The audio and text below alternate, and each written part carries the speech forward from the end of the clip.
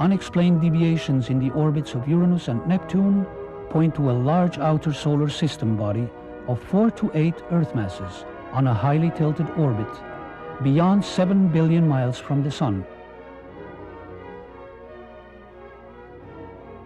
In the past 2 decades, astronomers have joined the search to look for one more planet in our own solar system. They designate such a planet Planet X, meaning both unknown and 10th.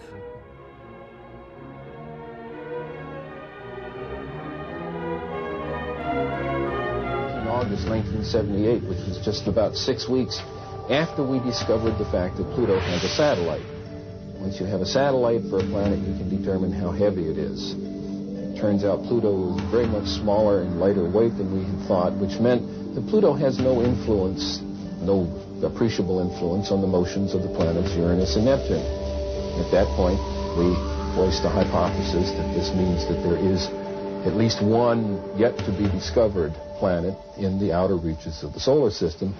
Over the past 2 decades, physicists have joined astronomers in the search for the mysterious Planet X. Now, one of the things we did in 1978, having made this prediction that there was an additional planet, 10th or 12th, depending on your point of view, we sort of put our money where our mouth was, as it were, and we went out and we started looking for this thing. We've been able to refine the search area somewhat, get it rather narrowed down. We do our predictions based on the observed anomalies in Uranus and Neptune. We actually are currently looking down in the region of Centaurus, which is just south of the constellation Libra. But if it is in the kind of orbit that we describe here, it would have to be a planet that would have a mass something like 3 to 5 times the mass of the Earth. This would put it intermediate between the gaseous planets like Uranus and Neptune and the terrestrial planets that we have in the inner part of the solar system. So if this planet turns out to be in a 3,600-year orbit, then its mass will be correspondingly larger. This one here is a map of the solar system as we know it. The inner planets, this is the orbit of planet Pluto. And this here is the orbit that I have proposed for the 10th planet. And here's where we think it is right about now in its orbit. If Planet X exists, we are not alone. However, today on this video is that just recently, news reports have come out that there may be a massive super-Earth type planet orbiting outside our solar system that we don't know about. And this is confirmed, and I'll put the links in the video description so you guys can check it out. So here's what we found. Dwarf planet discovery hints at a super-Earth in our solar system. Astronomers have increased the size of the observable solar system after spotting a 450-kilometer wide object orbiting the Sun. The lump of ice and rock circles the Sun at a greater distance than any known object. If its size is confirmed, it could qualify as a dwarf planet in the same category as Pluto. Researchers said that the discovery proves the existence of the inner Oort cloud, a region of icy bodies that lies far beyond the orbit of Neptune. And let's remember that Neptune is the most remote planet in our solar system. Until a proper name is decided upon, the body is known only as 2012 VP-113. According to the science journal Nature, the team that discovered it called it VP for short, or Biden, after U.S. Vice President Joe Biden. Its pink tinge comes from the radiation damage that alters the makeup of frozen water, methane, and carbon dioxide on the surface. Though exciting in its own right, the discovery raises more tantalizing prospect for many astronomers that a super-Earth, up to 10 times the mass of our planet, orbits the Sun at such a great distance that has never been seen. Astronomers found 2012 VP-113 by taking snapshots of the night sky an hour or so apart with an instrument called the Dark Energy Camera on the U.S. National Optical Astronomy Observation Telescope in Chile. When they turned the images into a time-lapse movie of the sky, they could see the new body moving against the background of stationary stars. This object has the most distant orbit known, Scott Shepard at the Carnegie Institution of Washington told The Guardian. It extends the known boundary of the observable solar system.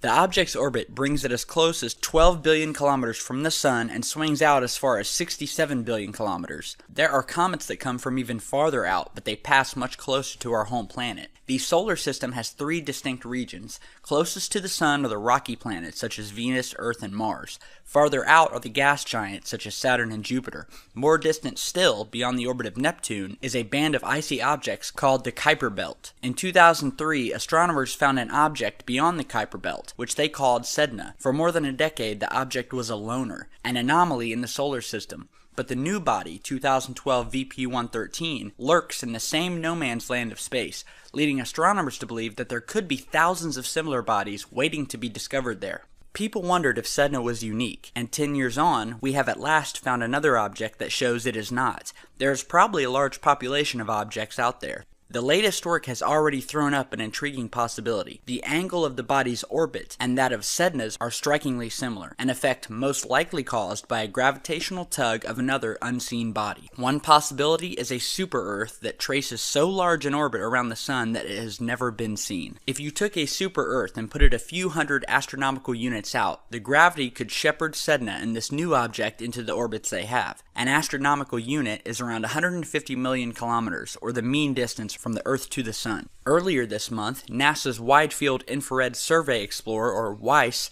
reported the results from its search.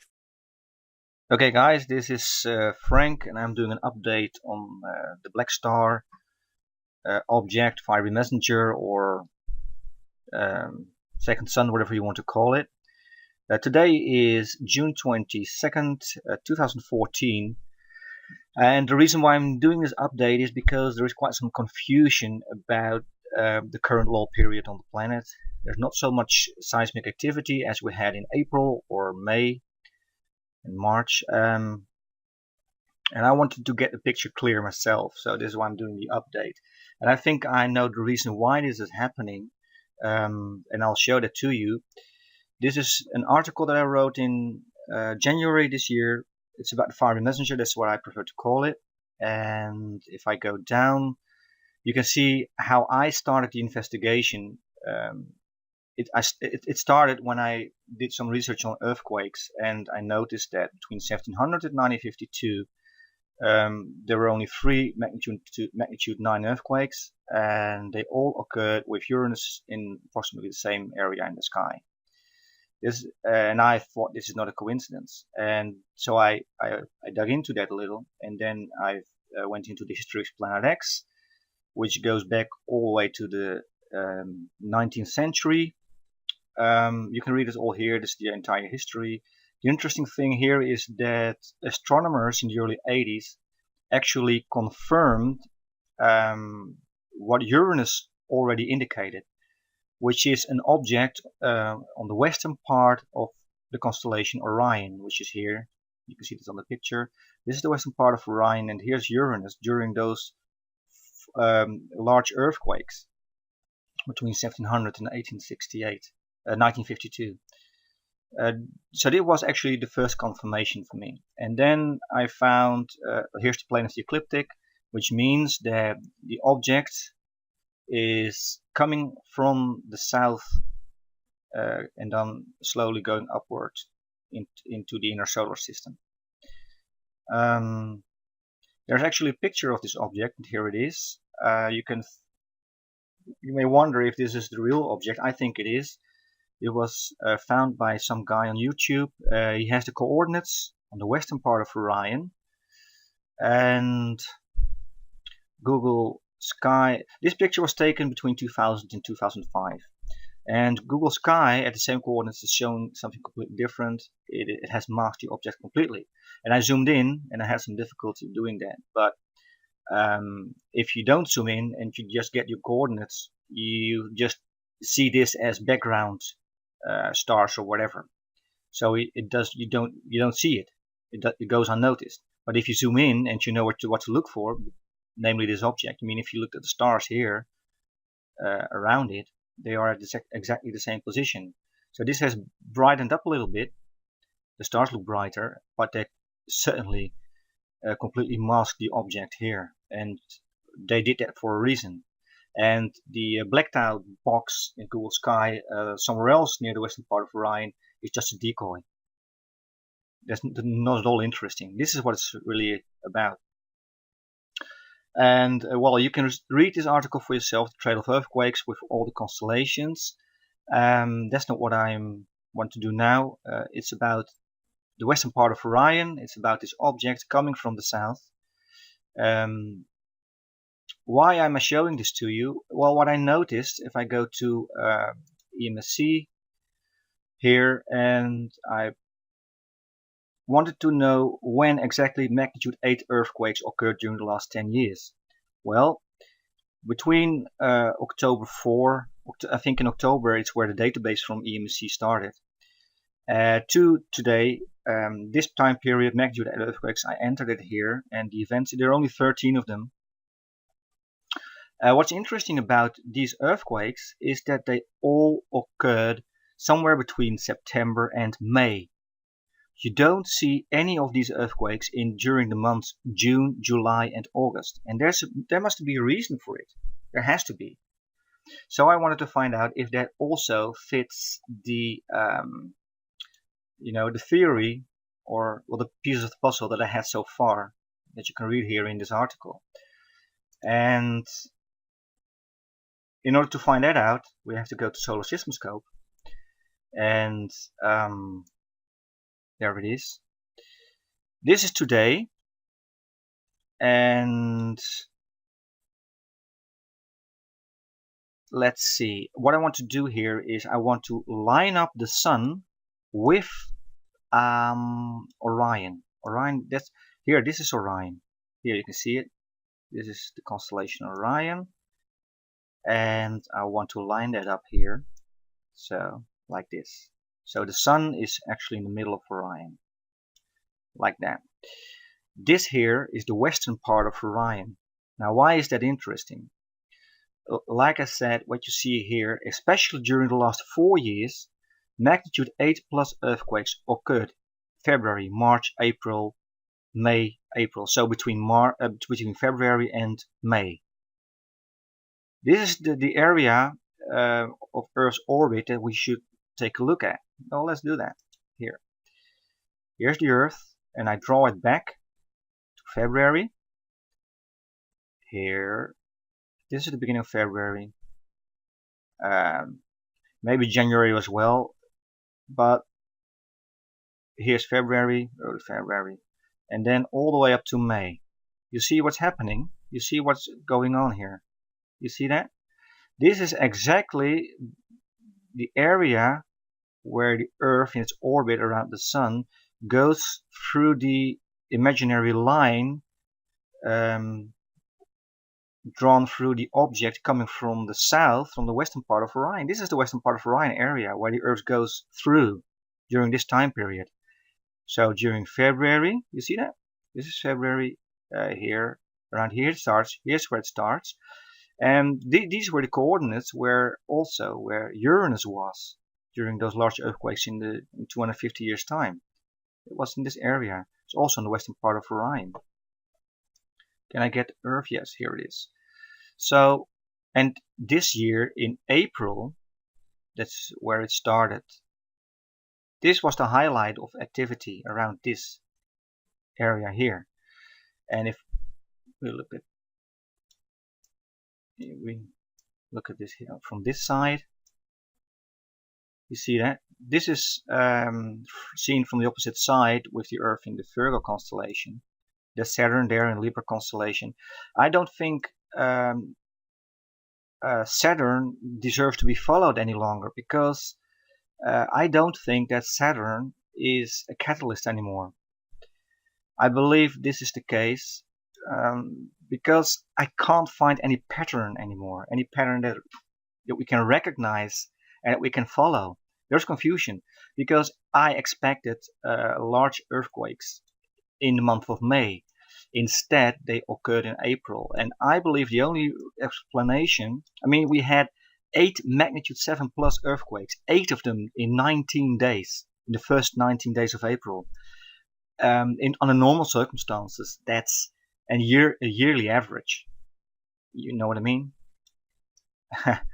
this is, I mean, this is insane. 8 magnitude 7 plus earthquakes. We had April 1, we had the magnitude 8 earthquake in Chile, and then followed by 7 magnitude 7 plus earthquakes until April 19. And then throughout the month of May, we also had quite some magnitude 6 earthquakes, and then also that went down after May the 20th or so, which is here. And here you can see the Earth is really going outside the area of influence on the western part of Orion. You see what I mean? So if I put the Sun back, I line it up again with Orion here, and we draw the Earth further in its orbit. The question is, when will things become interesting again? Well, that depends a little. We don't know exactly where the object is. This area, this is very important to understand. This area here is a lull period area. And this is because the Sun is actually shielding the Earth from the black star influence. That's what's happening here. You see? There are, in this area, in June, this is early June, July, and August, we haven't had any large earthquakes, magnitude 8 plus earthquakes, during the last 10 years, at least.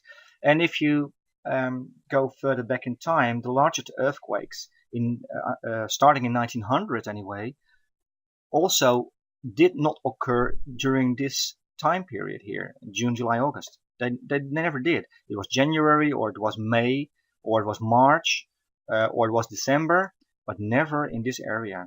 This is because the Sun is shielding the Earth, in my opinion anyway. So then when the Earth comes around, and then things become interesting again. So here it starts again. So early September, half September, in that area somewhere there. Things, because the Sun is no longer shielding the Earth from guiding star. What's interesting about it is that it seems to bespeak, at first you might think it's talking about the Sun, right? You know, God, Jah, Rastafari as the Sun, but then there's immediate connection when you understand the whole Nibiru connection with, and now that we're speaking on the connection with Moses and what the ancient Egyptians knew, who knew what when. You know, it's obvious that the ancient Egyptians preserved a more ancient record that came out of Ethiopia. You understand? Now this record also is communicated to the Midianites. We have that Hebrews in ancient Egypt, which were a particular religious denomination. Now in ancient Egypt, like in this society, we all communicate out of certain similar symbols, you know, how symbols are used. Now how they're interpreted in different religious orders, it differs. Now what we have right here in ancient Egypt, we can see this whole idea, like even right here, this idea of a birth within this orb right here. You understand, this new birth, right? Remember, Israel was Jah's son that he called out of Egypt. Now, when we look at it celestially, if we look at it from the heavens and we put up the thing on Orion or Orion, and it's said to come from and emanate, in a sense, or its trajectory is coming from the Orion. Now, this is the Egyptian perspective of Nibiru and the Orion constellation.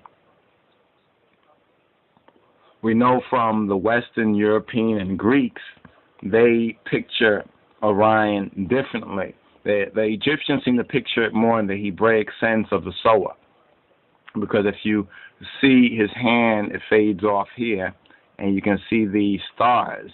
He's sowing the stars right here, and he's carrying a staff in that sense like a shepherd, right? So he's sowing these stars, and there's a 7 stars connection, and we touched on Amos, I think Amos 5,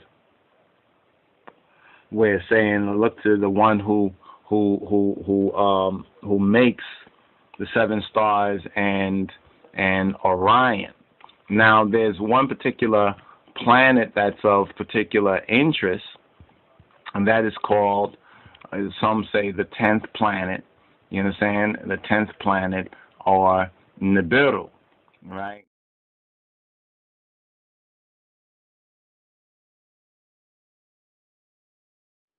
You to vote on the news, and here's the winner. There's a huge hidden heavenly body right here in our solar system. Evidence is mounting that either a brown dwarf star or a gas giant planet is lurking at the outermost reaches of our solar system, far beyond the planet Pluto.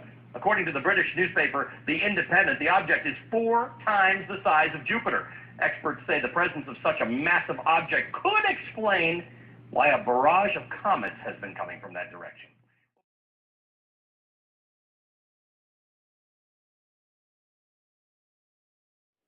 You to vote on the news, and here's the winner. There's a huge hidden heavenly body right here in our solar system. Evidence is mounting that either a brown dwarf star or a gas giant planet is lurking at the outermost reaches of our solar system, far beyond the planet Pluto. According to the British newspaper The Independent, the object is 4 times the size of Jupiter. Experts say the presence of such a massive object could explain why a barrage of comets has been coming from that direction.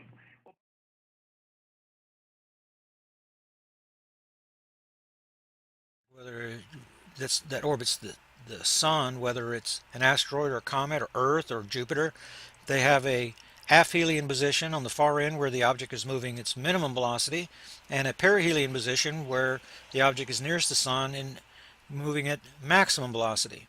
Okay, so if this object truly did reach perihelion and is now on the outbound, you see it's moving now back to the location, moving through Leo and Virgo, Libra. You see now it's getting ready to go into the quadrant of space that includes Scorpio and Sagittarius. It's possible, since we're dealing with an anomalous object, is the reason that I'm considering this. It makes no sense to me how the object could be increasing in velocity. In other words, instead of 188 days, now we're beyond 204 days. This object should be slowing down if I'm on the back side of the orbit, if you will. If the near side is the reaching perihelion and the far side is slowing down, going towards aphelion position, if you guys are following me, then I'm going to have to make room for that possibility. Even though the data doesn't appear to point that way, it's possible. A researcher sometimes gathers enough evidence and then draws a conclusion too early and then shapes everything to fit that. You know, that duck that walks like a duck and sounds like a duck and sounds more and more like a duck if you slant the data that way. And am I guilty of that? I'm not sure yet, but I want to keep an open mind. And I think you guys will find the questions that you will get into scripture some, and he's asking about survival group sizes and things like that. And he asked me about Gil Broussard, and his work mirrors that of the Harrington model, and he's the planet 7X guy. So it's possible. I'm going to have to give their work. I've been looking at it as disinformation, like I said, and so I'm going to leave that door open. I'm going to leave that folder open and see if the data doesn't point that way.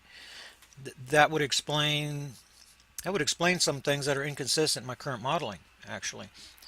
So the black star and the sandbox type program model. See, when you look at this video right here, then a question came in from Kale.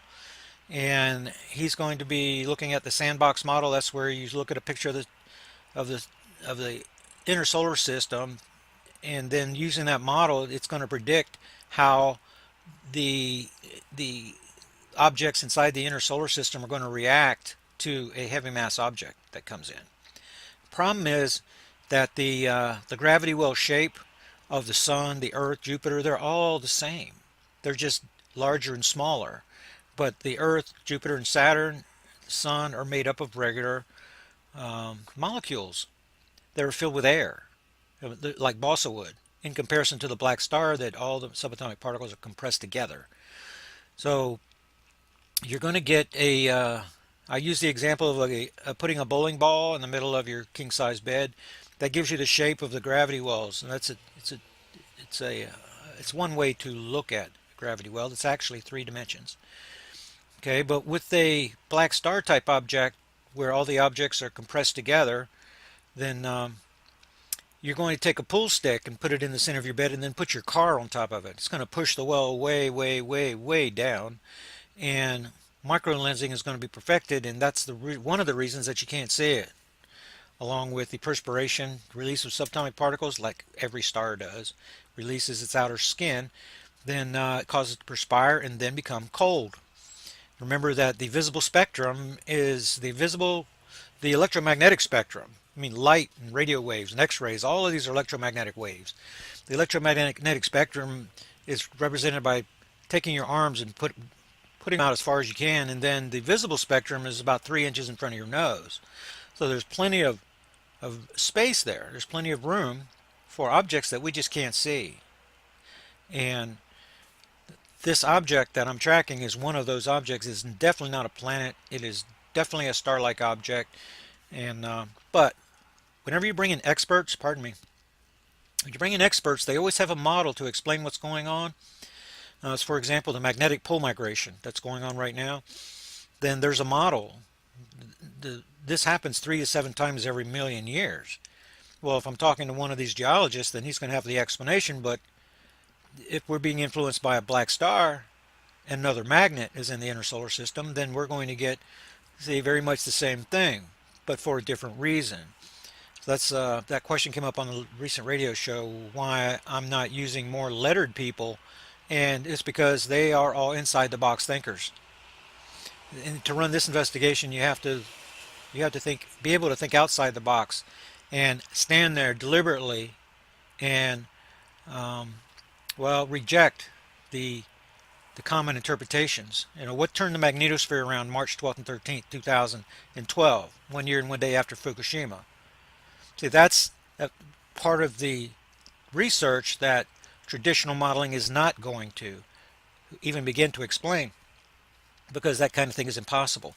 There's a story here on the list of train wrecks and derailments since April of 2013. Now, this is a little bit stunning that there's been this many train wrecks around the world, and trains colliding, being derailed.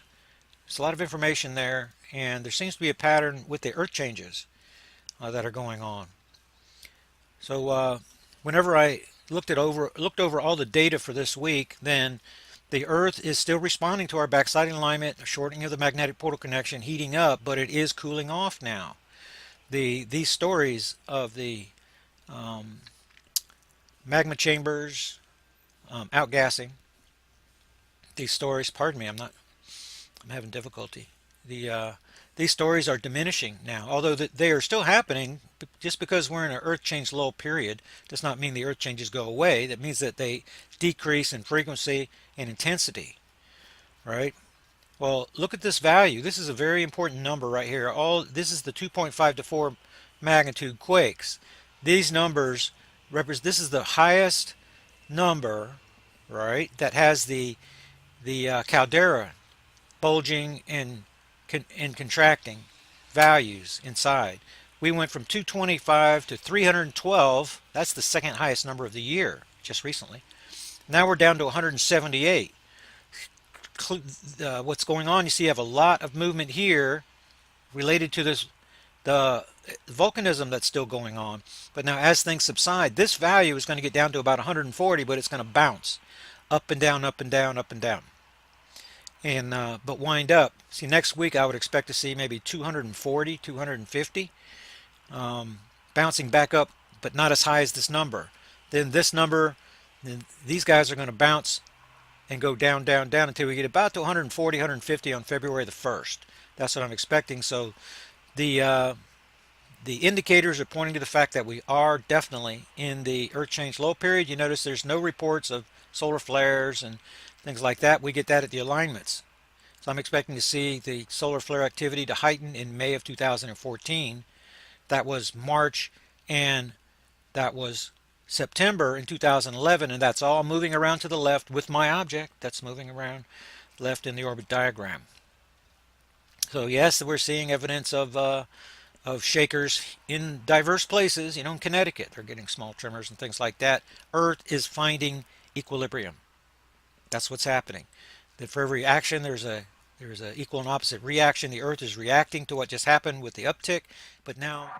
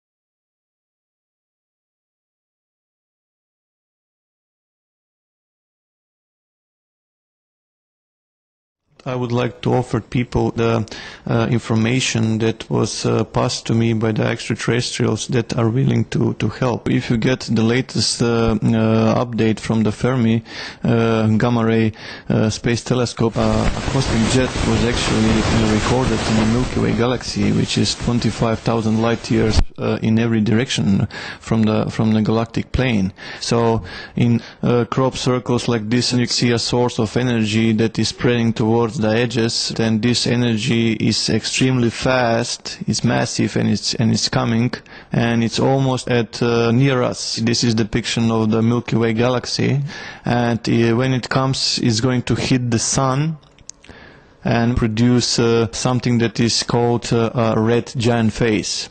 This wave of energy is a few million degrees Celsius, and is highly magnetic. And the surface of the sun is only 6,000 degrees Celsius. If something that is millions of degrees Celsius touches a surface of a plasma that is only 6,000 degrees Celsius, it would be enough for the the star to spend all its fuel and to move from its main sequence into what is known as red giant phase, like in this crop circle. The Sun radiates heat by converting hydrogen within its core into helium in a process known as nuclear fusion. The Sun's characteristics are just right for enabling life on Earth to flourish and be sustained. Once the hydrogen at the Sun's core becomes depleted, a process that normally takes 5 billion years, the core begins to contract. The star then collapses and releases gravitational energy into its surrounding outer layer, causing it to expand and transforming it into a red giant. When the red giant phase ends, the Sun will become a smaller, cooler star which is known as a white dwarf. Mr. Andov has determined from analyzing the crop circles that after the energy wave arrives, the Sun's white dwarf phase will be reached within months. This is the close-up of the crop circle that was delivered and the red giant phase. This is, in my perspective, one of the most important crop circles that were delivered. It appeared on July 15, 2008 on Aviary Minor in United Kingdom. It's the depiction of our solar system with all the planets and with only slight deviation. Pluto is not the same. As it is possible to calculate the position of all the planets in the solar system on a specific future date, the alignment of the planets in the UK crop circle match what their position should be on December the 23rd, 2012. There was another depiction, another warning, which actually took place on 29th of March 2011 when we experienced this amazing display above the sky of New Zealand. When people started to analyze those stars, they were matching exactly the same, December 23rd, 2012. This crop circle, the dragonfly is symbolizing the extreme changes, and the phoenix, which is extremely important, is a mythological bird that lives a very very long lifespan, and when it recognizes that its life is coming to an end, it puts a fire into the nest and it burns to ashes. So from those ashes a new small phoenix is reborn. That's a symbol that the Sun is going to be reborn soon, so it's all a symbolic depiction. So red giant phase, is it scientifically possible? What are the consequences for the planets when the Sun becomes a red giant? It's going to do a slow expansion, which will begin on December 23, 2012, and it will culminate on 28th of March 2013. The Sun here is expanded and it had swallowed Mercury and Venus completely. That leaves Earth and Mars very, very dangerously close to the Sun. The energy emanating from the center of the galaxy will not just transform the Sun. Panayandov says it will make contact with the rest of the solar system as well. This energy, as it's spreading towards the edges of the galaxy, it will also pass through all the planets, including Earth. So just for comparison, the hottest layer of our atmosphere is thermosphere, is around 1,500 degrees Celsius. Most of the time it's less than 1,500 degrees Celsius. So what happens when a cloud, which is highly magnetic and millions of degrees Celsius hot, touches with the atmosphere of a planet which is only, let's say, 1,500 degrees Celsius hot? It's just going to deplete the whole atmosphere. So there are plenty of changes on the 3D level that we need to be aware of. Mr. Andov has learned that our Sun has a companion or twin star located on the outer edge of the solar system. The Sun becoming a white dwarf will enormously change the relationship between these two stars. I will just need to mention this. The other celestial object spotted on the skies is actually a twin star orbiting around our star. And this energy that is approaching will hit that star also. And when it's going to hit that star, it's going to move towards the white dwarf. What we have seen in the astronomy, two white dwarfs are attracted by each other gravitationally. They start to rotate around each other, eventually they collide. And when those two will collide, they will produce a bigger star, which to produce enough light and heat that will provide the conditions for life again. So what I'm trying to say with this is that this white dwarf alone is not capable of producing the same amount of light as we are receiving today, which means it's not capable to produce the same amount of heat that we need to survive on the surface. Mr. Randolph believes that the energy wave heading towards Earth need not lead to disaster.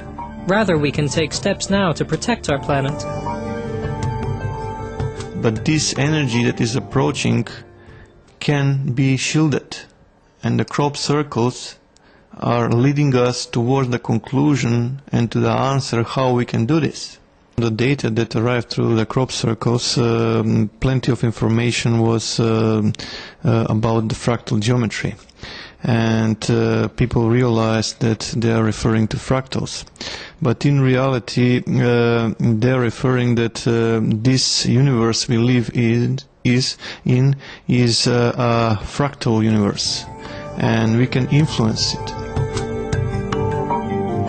Panayandov says that although the recognition of fractals is correct, most don't understand that the data is saying that we live in a fractal universe and we can influence or change the universe. If you recall the research of Dr. Emoto about the water molecules, humans are able to change the crystalline structure, turn into something magnificent. We have the ability to influence one of the elements, water. But that's not where it stops. We have the ability to influence the fractal momentum or structure of the rest of the elements that are present on Earth. So that's the first momentum that we need to understand, that we have the capability, the power in us that is dormant, that if united it can produce a change to the matrix. So how can we do that? By combining energy. And the only known tool to me is meditation. Massive group global meditation, where millions of people can unite into one meditative oneness, and they can impact the fundamental structure of Earth. In addition to meditation, like Panayandov, many across the globe are calling on humanity to immediately end our destructive habits, including the slaughter of our fellow beings for food, so that we can preserve our world for future generations. People need to change. First thing is they need to realize that this world is a world that we're sharing with other species, and we have no right to kill anything. The first momentum is that people become vegetarians, because every time when they consume meat or fish, there is something definitely wrong going on. I will explain in this fashion. Let's say if a patient that goes to heart transplantation, before that he or she was not skilled into playing piano, violin or some other musical instrument. And after that heart transplantation and the patient had recovered, that same patient start to express fundamental skills and ability to play piano or violin, which was impossible in the past. What took place? It's simply like in computers. You put new hardware in, and if you have the necessary drivers, the processor will recognize the new hardware and it will make it functional. In this same particular case, that previous host that was hosting that heart was extremely skilled in playing violin or piano, and that same knowledge was passed to the new owner. The brain had decoded through the DNA. So imagine when people consume meat. That animal, before it was killed, had suffered a trauma, a stress, a terror, which